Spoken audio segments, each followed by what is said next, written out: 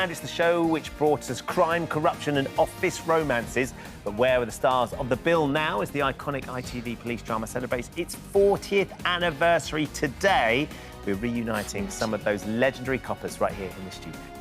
Very best of luck with the competition. Now then, on this exact day, 40 years ago, the nation was about to be introduced to a new type of TV drama. At 9 o'clock on the 16th of October 1984, people gathered round their television screens, turned on ITV and watched The Bill for the very first time. Throughout its 2,425 episodes, the police drama brought us legendary characters, fast-paced storylines and, of course, those iconic opening titles. But where are those officers from the Sunhill Police Station now? To celebrate the show's 40th anniversary, we're reuniting some of the show's stars. But first, here's how The Bill became a British institution.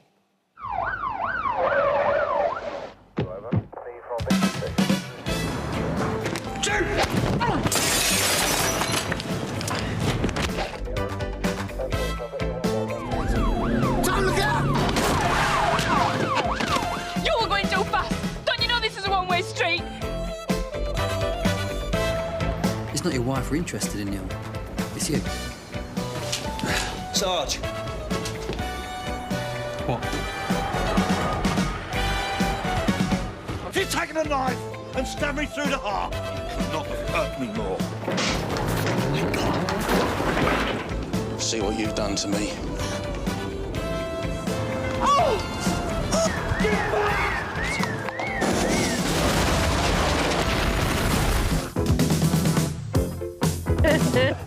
So where are some of those famous boys in blue now? Some of them are with us today. In the very first episode, back in 1984, we were introduced to DC Jim Garver, who was, of course, played by Mark Wingett. Oh, amazing. There he Another is. Sunhill staple was PC Tony Stamp, who was played by the brilliant Graham Cole for 25 years, Graham. I wasn't George. No, you weren't George. That was a different Cole.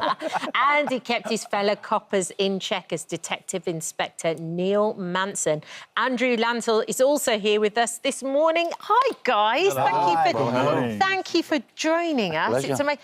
40 years. Fantastic. 40 Fantastic. years tonight. Yeah. It is. And we're still here. But did you ever expect it was going to have this level of success and that people would still be watching it now, watching the reruns and celebrating the time? For me, there was a pilot before the series, which was called Wooden Top, and I took it on because it was a month's work. And it was that was it. It was an hour play, and I thought, this is something different. I was playing lunatics and drug addicts before, I thought, play a policeman. Nothing changed. Little did I know that I'd be doing it 21 years later, and I made 787 episodes. Did you? You did. It was amazing. It's amazing. Yeah. Amazing. I think we've got a still of you and Trudy in Wooden Top. So this was essentially what ended up being the pilot episode, this broadcast episode. And you can see, look, there you are there. Fantastic. And, of course, you as a PC in that one.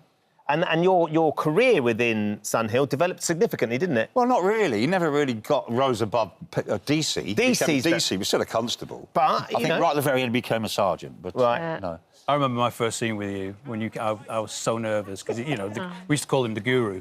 Right, because you've been there. Yeah, he's holy moly, he's the Guru. And and I was like, OK, I'm acting with Mark Wingett, and I was his boss, and I had to tell him off, So it was quite a daunting thing to go into it, but but we always knew we were doing something special, and the thing is, it's still on. Yes. Somewhere in the world, and it's on you all the time, and so it's got this whole new fan base. So while we're celebrating 40 years, it feels like it's still quite current. I think, Graham, did you do over 1,000 episodes? There's distinct between 1,400 and 1,200. Right, OK, no one's quite sure. Depends who... I think... Yeah. Have you got the record? Yeah.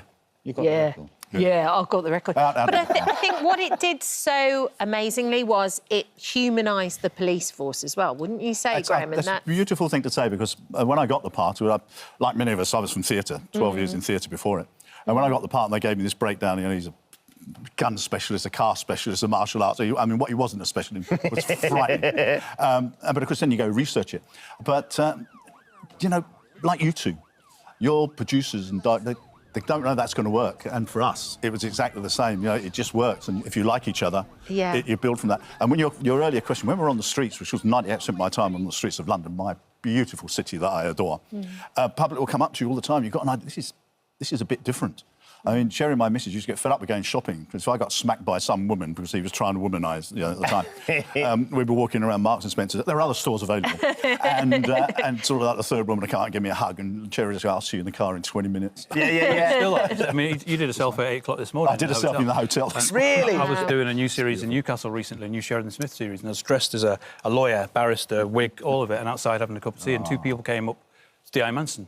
So it's still got that familiarity. Can't pay for that, can you? Because it's still on, it's still everywhere, thank God. Does anyone ever come up to you and go, "Oh, you were Morton Harkett"?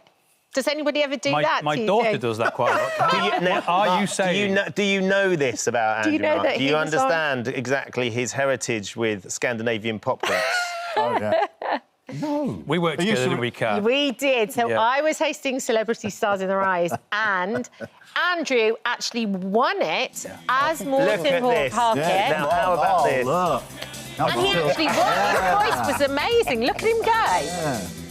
Still got that wig. For a quiz. Still got that wig. I wanted to do that show. They wouldn't let me because I was a singer. No, but you weren't allowed. Oh, we'd let anybody on. But my daughter watches that clip all the Does time now. she? The only other time I see it is when I do This Morning, every single time. Yeah, of course. We've got to roll it out. I think as well, it's about real police officers. I spend my life with Post-Traumatic Stress 999 now. I'm the very proud president. We go off to Birmingham, leaving you, do a presentation tomorrow, and just being with the cops. And your absolute salient point you made, well, I looked at all that stuff and thought, I want to put a heart inside that uniform.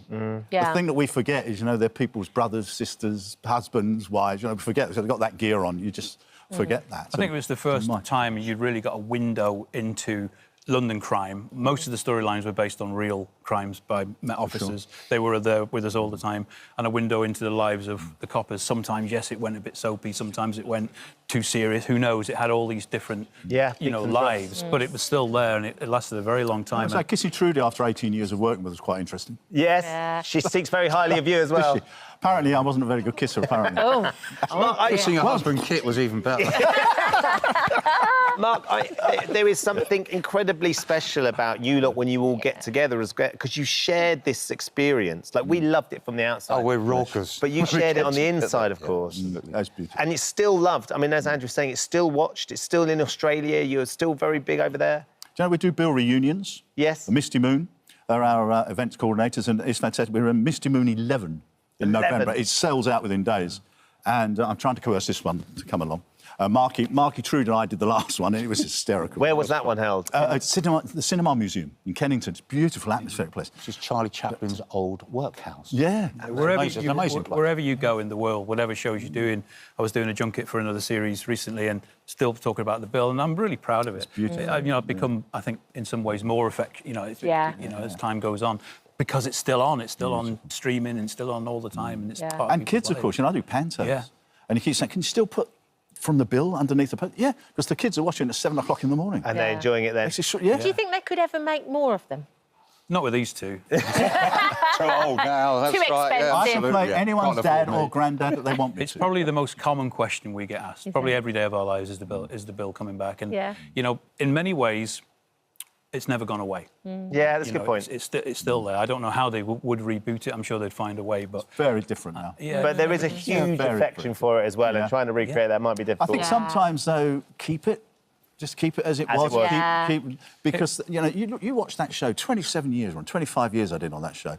You can watch London skyline change. You can watch history change. It's but for the girls and boys that are out there now, I have absolute admiration. All those episodes of The Bill are free to stream on Service U. You can weekly catch up with you and the drama. Thank you for joining us. Here's